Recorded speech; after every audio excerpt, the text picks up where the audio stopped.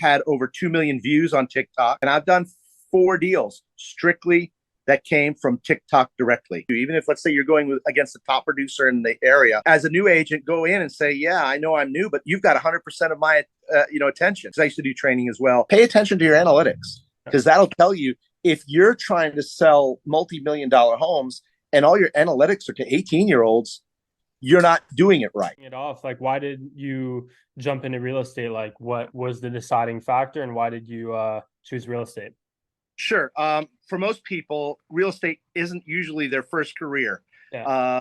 And this one is actually my third career, and I was between careers, and I'd had family that had done real estate in Europe, which is very different than in the United States.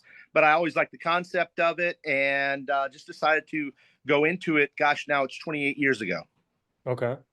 Wow. And you just decided to go into it, or were you born in the US?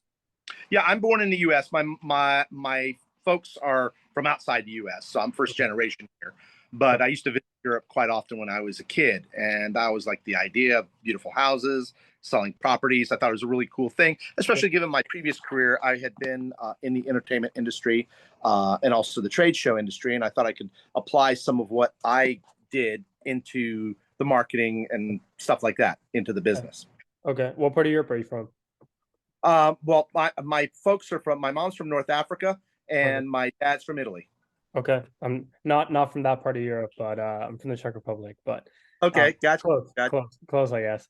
Okay, so when it comes to real estate, you've been in the game for 28 years. 28 years, yeah. And you're a solo agent at the moment. Yeah, I'm a solo agent. For the first half of my career, I practiced real estate in Miami area, Coconut Grove, Coral Gables. And then about 12 years ago, we decided to make the move down here into the Florida Keys. And I'd already been doing properties in the Florida Keys, but I hadn't been with a full-time brokerage down here until now it's actually 13 years ago. Okay. Okay. But for the first 15 years, I was practicing in Miami. Okay.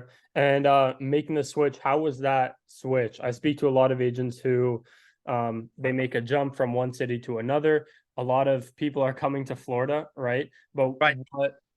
how was that transition? How did you ramp everything up? Well, one of the things I started doing is even before I came down here, I started getting my feet wet into the real estate market here. I started doing some transactions. I started becoming familiar with properties so that when I made the jump full time, I already had a bit of a track record in doing transactions here. And I, met with the company that I thought would give me the best tools and the best way to do what I do best. Mm-hmm. And I've been with them now my entire career since I've been in the Keys. Okay, nice. What's worked in terms of getting you new clients, new customers? Obviously, it's a real estate's a relationship business, just like anything. Right. But has anything worked in specific when you made that jump? Were you going to events, or what were you doing to get new business when you moved? Like anything, your sphere of influence is great. Connecting with past clients. Having practiced for many years on the mainland, I had great connections with realtors down there. So referral business has always been a big thing. Over the last couple years, though, it's been one phrase, and that's social media. Yeah. I have embraced social media tremendously. I was one of the first agents down here on TikTok. Mm-hmm. I've had over 2 million views on TikTok. I've got about 20,000 viewers, and I've done 4 deals strictly that came from TikTok directly. Also, I started a lot of stuff on. Hey guys, just wanted to let you know that we now have a private Facebook group we're letting agents into pretty much over the last decade in marketing and sales. We're sharing everything in this, as well as over the last 4 years in real estate, what the top producing agents are doing right now to not get left behind in this crazy market, as well as stay ahead of the competition. So you guys definitely don't want to skip through any of this podcast. Mykael dropped crazy knowledge bombs over the last 28 years of experience he's had in this business. So he's also in the group down below, but I'll let you guys to it. Enjoy the rest of this podcast. And if you do want to join, the link is down below.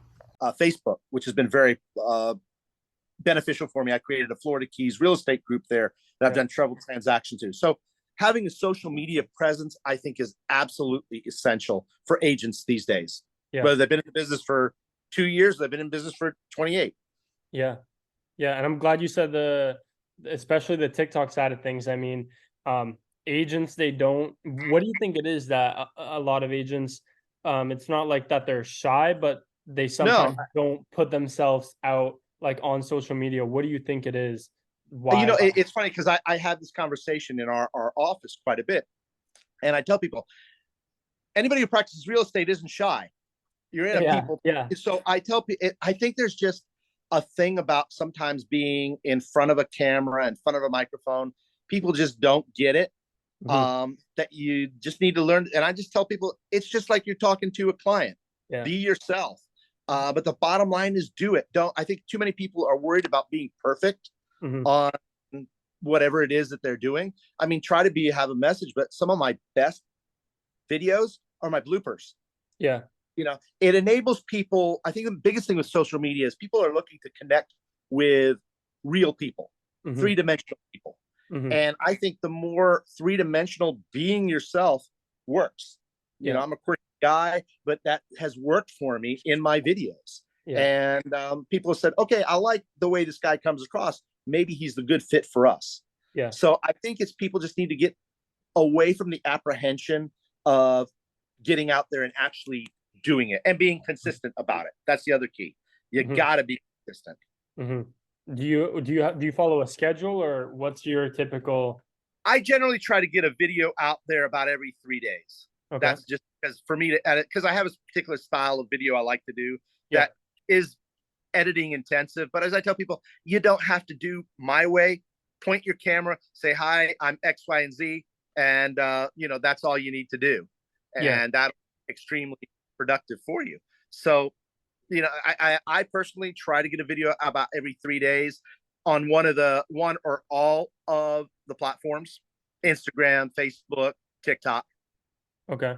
And just like as a note to agents who may think it takes a lot, like how much time does it take you, let's say, to shoot a video, maybe edit it and then post it?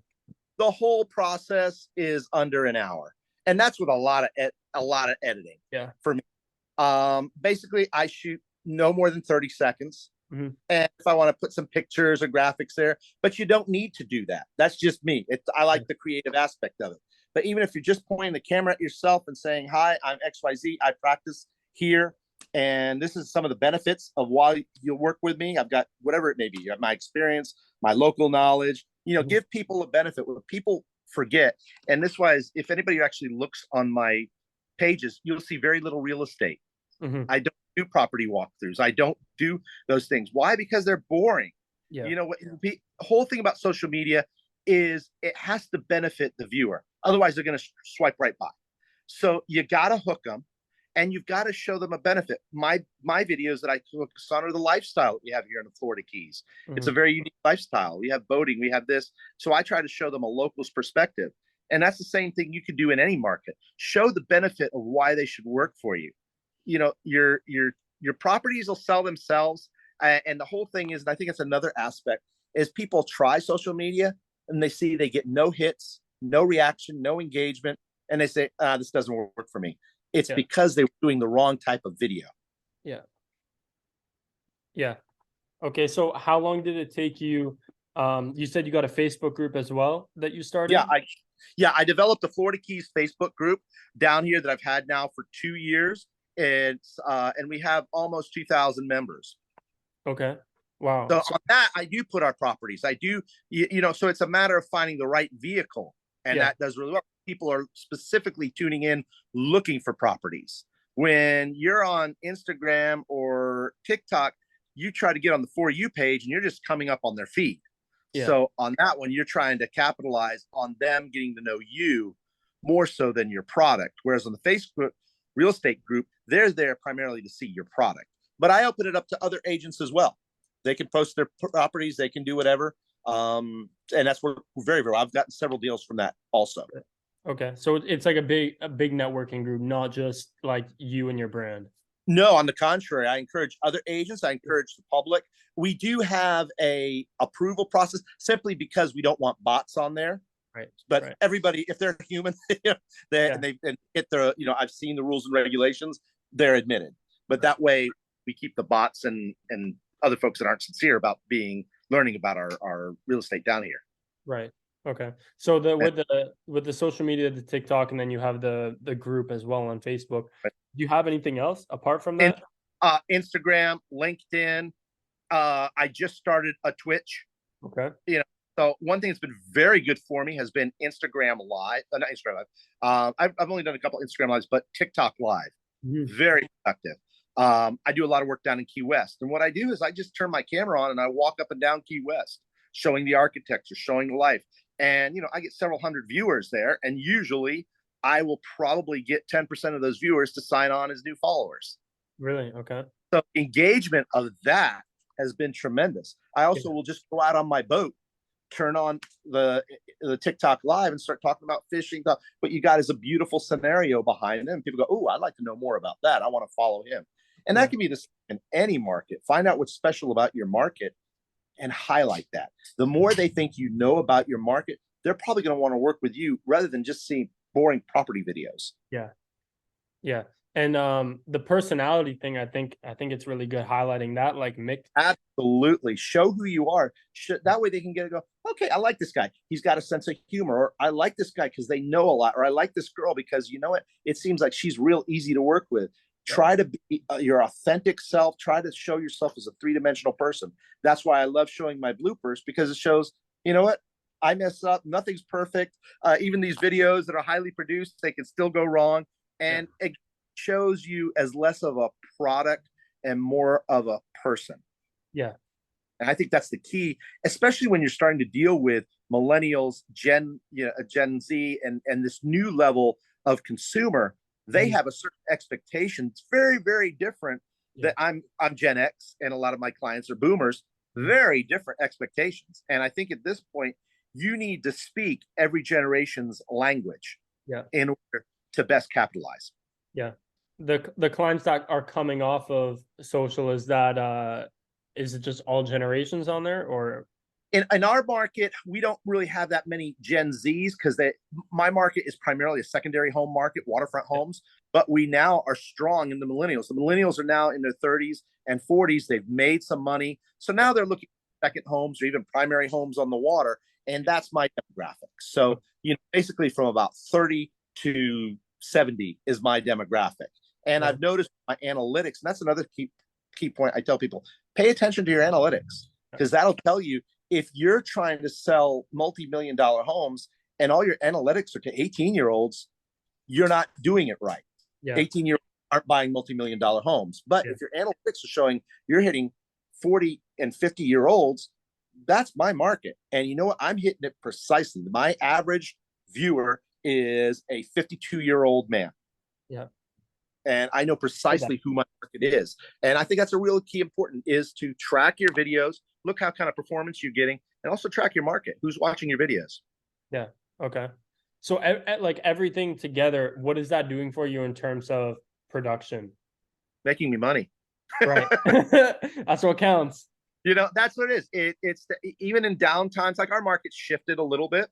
So you've got to be a little bit more intensive in trying to find the business. I mean, we were very blessed for a couple of years. It was shooting fish in a barrel. Business, just anybody could have done really well. But now it's a little bit, and you've got to get back into knowing how to capitalize and creating clientele and prospecting. And for me personally, I have found social media one of the best prospecting opportunities that are out there, because you can hit so many people. Right. Right. So far from the year, just you don't have to reveal your numbers, but let's say from social media, Facebook, everything combined, how much has came like just from the online stuff? I would say a good 30% in the last 2 years has been from social media. Okay. And the rest, 66%, is some traditional marketing. And then I would say the other half of that is referral. I work on referral quite a bit. I offer great referral rates too to other.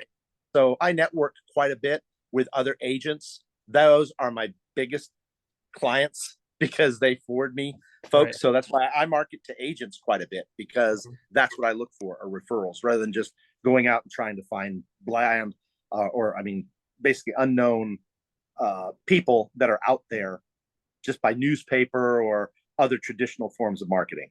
Right. So, and it's real estate, there are, if you're familiar with what a farm is, I Yeah. do farm areas, and that is very productive for me, but only to a certain degree. The Yeah. biggest source is referral, and the next business has been social media. Mhm. Okay. Grow exponentially over the last couple of years. Yeah. So are you planning on taking that even further then? Yeah, absolutely. Just keep on doing what's working. I'm very hands on my approach. Mhm. Not everybody to be as hands on is because I get a kick out of it, Yeah. but not everybody needs to be. But I do believe as an agent in today's environment, if you're not embracing social media very strongly, you are missing a tremendous amount of business that's out there. Right. Okay. So, and I completely agree. When it comes to social media, we've had countless. I'm not sure if you've seen some of our clips and videos Mhm. online, but every single agent pushes the social media side of things. And Yep. what do you like?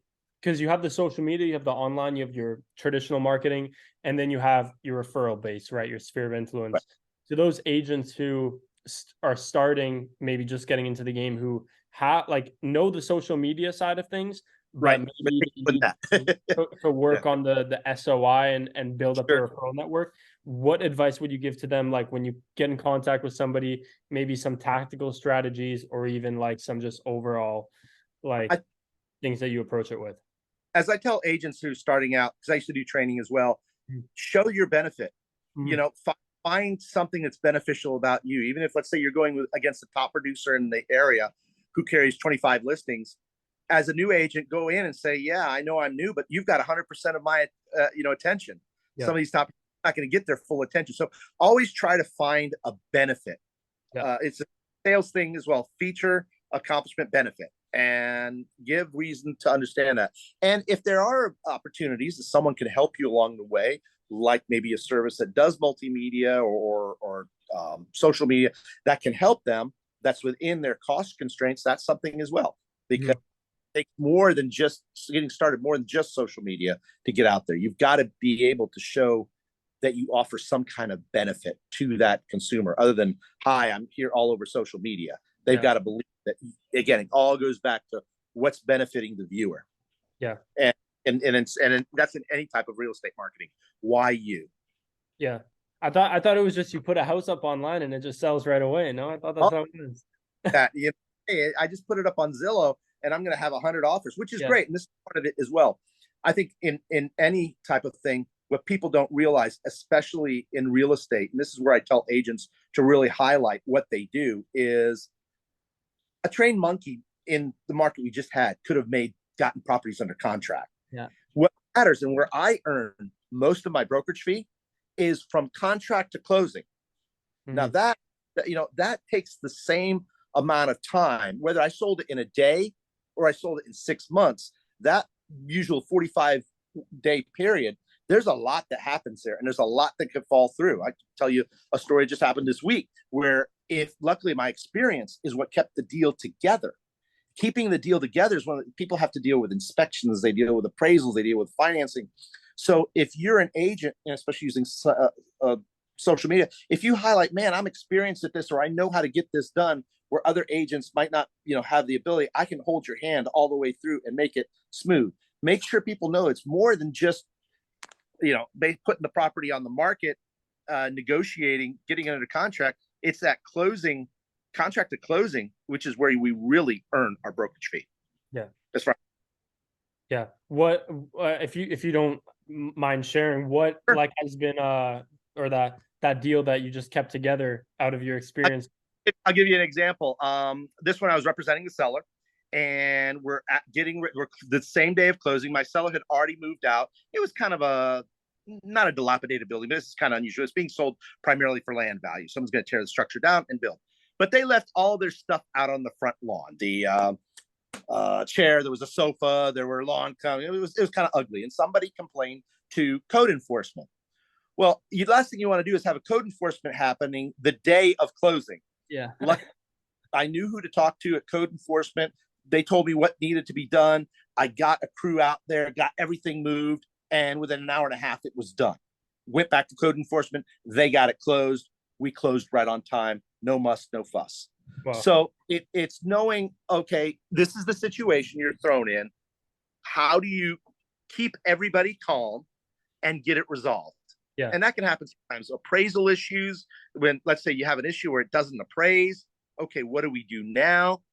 So as much experience as you can gather, and that's why I tell a lot of new agents, don't go on your own. Your Mhm. first couple deals, try to enlist a seasoned agent to co-broker something with you. Yeah. You're listening. Don't always look at what my commission's going to be. Mhm. Look at how you can do, because the name of the game in this business is volume. Yeah. And if you don't get the volume, you're not going to get the experience. If you don't have the experience, you can't show your benefit to people. Mhm. So that's what I usually recommend. Sometimes I'll say you might even want to join a team, an established team that has, the opportunity to work with a very high top producer. That's how I got started, actually, Yeah. is I joined one of the top producing agents in the United States as her assistant. And I did that for the first 5 years of my career. We built up a team. We were one of the first teams in Miami, and we built up a whole team of buyers agents, marketing specialists, but originally started with her and I. And I got what I would consider a master's degree in real estate just working with this agent, because by working with someone of that caliber, I was part of over 200 transactions. Mhm. And that gave me a wealth of experience that now I've been able to show my clientele. Yeah. Okay. And you said the volume. I think that's an important thing that I see a lot of agents who I'm not sure if you do this. I'm not throwing No, sure, nothing at anyone, sure. but do you pick and choose, let's say this property's 150,000 and this one's 200,000, I'm only going to work with this one? Are you at that point? I work with the best clientele, but here's my philosophy I always use. Yeah. We're higher end market. But here's the thing. I would rather, instead of selling a $5 million property, which we have here, quite a Mhm. few, which I'm happy to do, I personally would rather sell 10 $500,000 properties. Same volume, but same number value, but here's the difference. I will have, instead of one happy client, I'll have 10 happy clients. Those 10 happy clients are going to tell, it's like the old shampoo commercial. They'll tell their friends and they'll tell their friends and they'll tell their friends. Yeah. So sometimes people get too caught up with, oh, I only want to work the luxury end, or I want to do these high dollar sales, which is great, but don't ignore some of the smaller properties that can help build your volume. Volume, and especially if you're doing it right, volume means happy clients. Happy clients means referrals. Yeah. And there's no better marketing and no cheaper marketing than referrals. Yeah. From Yeah. happy clients. The Yeah. property I'm in now, where I'm at one of my listings, came from a referral from a previously happy client who Yeah. told their friend to list their property with me. Yeah. Happy So client. this is a perfect example. That cost me $0 and zero effort, other than my original effort to make them happy and keeping them in the loop. That's another thing. Don't forget your clientele once you've done your deal. Keep them in the loop. Make sure they're getting your mailers, their email. I send out an email to all my clientele every week. Just, Florida Keys real estate update. Yeah. Sometimes they open it, sometimes they don't. But the bottom line is you want to go for presence of mind. You want to be the first person they think of when they think of whatever real estate area that you're in. And that's another factor that social media really helps in also. Mm-hmm. I had someone not too long ago. It was kind of funny. My wife got a big kick out of this. We were at a local restaurant, and someone comes up to me and go, "You're the guy on TikTok. You're the realtor on TikTok." I'm like, "Oh, okay." So it's funny that people pay attention to what you're doing. And they said, "We love it because you told us about several places to check out. There was a benefit." Again, it all good. Whatever you're doing, if you show the viewer or whoever recipient is of your marketing a benefit, that's going to put you that much ahead. Yeah. And how would you let's say out of each transaction, you say, like, how do you squeeze the juice, or how do you tell other agents, like, to squeeze the juice out of each transaction, as in, like, getting either in contact with more people or turning that deal into another deal? How are you able to squeeze the juice out of the transactions that you do? Is keeping your name recognition at top of mind. It's a battle for, the presence of mind that you're the person they think of for this. So every transaction, all the buyers or seller, whichever transaction, I keep really heavy duty on top of them. I keep really heavy duty of all the agents outside the periphery of the Keys in Miami, what have you, that I go up to a lot of their brokers opens and introduce myself. So it's really keeping that presence of mind. That's where the squeeze is. It's just keeping in constant contact with folks. And that's been the beneficial thing. And again, that's where social media comes in. You know, in if they're following you, you've already got it made. And I always ask people, hey, follow me on TikTok, follow me on Instagram, follow me on wherever, because there'll be great information you can get. Yeah, it's just like the new business card, pretty much. It is a new business. I don't even use. You know, it's funny. I've got one here. I've stopped printing business cards. I use People, you know, which you can email or they can just point their phone at it. It gets all the stuff. But I've stopped. I've got, you know, a very link tree. That's another thing. If you do, it's really smart. Instead of say, well, this is my Instagram, this is my Facebook. Just I have FloridaKeysSocial.com, and that has all of my social media, all contact information. So it's very, very simple. I think that's a very handy thing to have as well. Is just one email address that can show them everything, or HTML, not email, HTML address, website address, link tree, or one of these other scenarios. That works really right. And I see a lot of agents have that as well. But no, definitely. When it comes to I kind of want to pivot a little bit here. When it comes to your experience in the business, you said 28 years, you've built a team, you built a marketing team, and you've had success. Now, at this point, are you looking, you do coaching as well, are you looking at building the coaching side of things? Are you looking at No, what I'm looking at is kind of in the twilight of my career. That's why when I made the change, like I said, I used to manage a company that had 90 agents. I don't want to be in charge of anybody anymore. I don't even have it anymore. It's just myself, and my wife is my administrative assistant, and that's it. All I want to do is focus on my clientele. And luckily, because of the volume of business I've built up, that's more than enough to sustain what I want to do. And it gives me enough of a work-life balance. You know, when I got started, I didn't have enough work-life balance. Fortunately, I'm at a stage of my career where I can enjoy that. But I still want to keep ramping up, still doing quite a lot of business. I'm in a position that I can kind of pick and choose my clientele currently as well. And do you send those out to other agents sometimes as a referral? Absolutely. Yeah, absolutely. If it's something that I don't think I'm going to be the most attentive to, although I don't, it doesn't go by number. I will work $100,000 deal as hard as I will a $3 million deal. But if it's whatever reason I don't think it's going to work for me, I do farm that out, and I do a lot of outbound referrals as well. Right. Okay. And the more I go, that's probably going to be the direction that I go in the next couple of years, probably next 5 or 7 years. I'll probably do almost majority outbound referrals. Yeah, because obviously you're in a position where everyone's coming to you now, so you have that. I can funnel that through, you know, and that's what I used to do when we had a team. I can get a newer agent who doesn't mind doing some of the legwork, and I'm there to do the heavy lifting. But right now, I still like doing the heavy lifting because it shows a level. My philosophy has always been about service. In fact, my motto is service, plain and simple. When I got started, I was in the restaurant industry for a long time. I don't see it any different than being a waiter or bartender like I used to be than being a real estate agent. You're there to provide a service in a professional way. And sometimes people forget that aspect. About service. So when agents say, obviously you have your sales license, agents are salespeople. Do you look at yourself as a salesperson, or you look at yourself as I look at myself, and it's changed. I look at myself more as a consultant. Okay. But consultant who sells. I mean, obviously, the whole thing about sales is helping a person make the best decisions. Sometimes, and that in sales, if you're doing it right, is very beneficial. Unfortunately, a lot of times sales has gotten a bad name. No offense to car salesmen, but utilize the used car salesman where they're pushing their agenda. I don't push my agenda.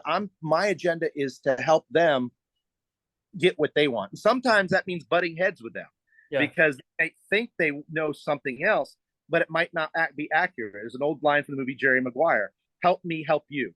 And that's the way I look at it. Is I'm a consultant, and in the process of consulting, I'm selling. And no, I agree. Sales obviously gets a bad rap, especially I mean, sucks to say, but agents as well sometimes do get a bad rap. But again, at the end of the day, we're in the service business, so it's like I'm helping you get from A to Z, and however you want to do it, doesn't matter if it takes you 6 months or 8 months. I'll help you do it. Exactly. And a lot of times I think that might be lost in some of the general public that thinks all we do is show up and open doors. Mhm. You know, that goes back to showing and educating people, which good sales is all about education, is Yeah. education. No, there's a lot more that goes on to this. And this is where I can help you. And at the end of the day, my goal, as I've always told people, is my goal is for them to think, wow, I only had to pay 6%. Yeah. That, wow, that was for all that I got, that was a bargain, rather than, oh my God, I had to give up 6% of my transaction. And what did they do? And there Yeah. are agents, terrible agents, and there are agents who do nothing. Mhm. I'm the first one to say that. That's why it's important to have agents really be educated and understand that service philosophy. Mhm. Mhm. So I'm gonna ask three questions to wrap everything off. Yeah. First one is um some tactical advice for two types, for an agent getting in the game, like three pieces of advice, Sure. and for an agent looking to build and scale a team under them, three pieces Uh, of advice. Three pieces of advice. One, for the new agent, align yourself with a company that's going to help you grow. Don't just look at commission splits. There's a Mhm. lot more into that. Number two is align yourself with an experienced agent who can take you under their wing. There's got to be some incentive, split Yeah. deals with whatever it is to get Mhm. you going. For the established agent, embrace social media, embrace new ways to market yourself. Don't get stuck in old, tired formats of marketing, because in this day and age, you're not going to speak the language that you need to speak to the new buyers that are out there. Mhm. If you've been selling to baby boomers for most of your career, those baby boomers are not going to be the bulk of your business as they had been. You need to learn to speak Gen X. You need to learn to speak millennial. Mhm. Okay, I agree. I don't know if that Yeah, was I didn't know if you were, I don't know if you were frozen, if you were still going, or that's but I think that's my main. I don't know if that was a three or not, but those are my main recommendations for folks. I got you. Okay, so when it comes to the beginning of your career, if you were to give yourself one piece of advice, that, I mean, you could pick the three that you just said, or not, but if you were to give yourself one piece of advice when you were starting out, what would that be? Work with someone who can show you how to do the business, Okay. whether that's brokerage or an agent. If I Mhm. was starting today, because it's gotten even more competitive than it's ever been. But that would be the one thing. Find a mentor. Find a mentor. Let them tell you what works for them, and then learn from them. And if Yeah. that means hiring outside people, if that means hiring a team, if that means hiring social media managers, find out what's going to work for you. And that would be the first thing. Too many people want to rush into it and looking just at the big commission splits and what have you, and they don't learn how to do the job. Yeah. Someone like me who knows how to do the job, who knows how to market, and you're not going to be able to compete with agents of my caliber if you're not doing the initial groundwork. Yeah. Okay. And speaking about now, last question to end it off. Current market's super competitive, right? Yep. We don't have to go into a conversation of how the market is, because we're all having those conversations. But where do you think, let's say, the next 3 or 5 years of real estate is going? How do you think real estate's going to evolve, whether it be online, whether it be offline? How do you think the next, let's say, 5 years of real estate's going to be? That's a really great question, because in the last 5 years, it's a totally different market. Back when I started, real estate offices were important. People needed to come into the office. Nobody comes into offices anymore. Yeah. Everything is online. Our contracts are online. Everything is becoming more and more digital. I think in the business, you've got to be able to communicate via, like what we're doing here, Zoom. Be open to technology while still telling technology, I have something over you. There's only so much that Zillow can do, but I take it the next step. Keep showing the benefit. But I do think we're going to hit not a full blown buyer's market, but I think it is going to start ebbing back a little bit. It's already started to. Here in the Florida Keys, we're now at a neutral market, but it used to be a very strong seller's market. So I think over the next 3 to 5 years, buyers will start having a lot more leverage. And that's going to be important as an agent to find that source of buyers.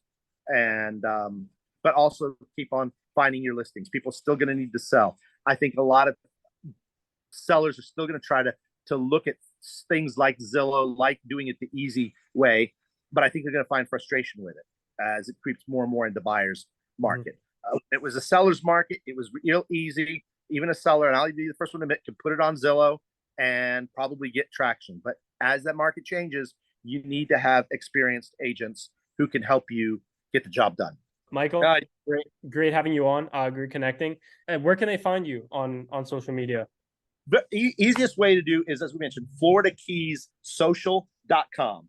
And that had, and the moniker I use for most of my social media is Florida Keys Real Estate Pro, which is the same handle on Instagram, LinkedIn, and TikTok, and for Facebook as well. Perfect. Well, yeah, another episode of the MAGEK podcast. Great having you guys on. Great having you on, Mykael, and we'll see you at the top.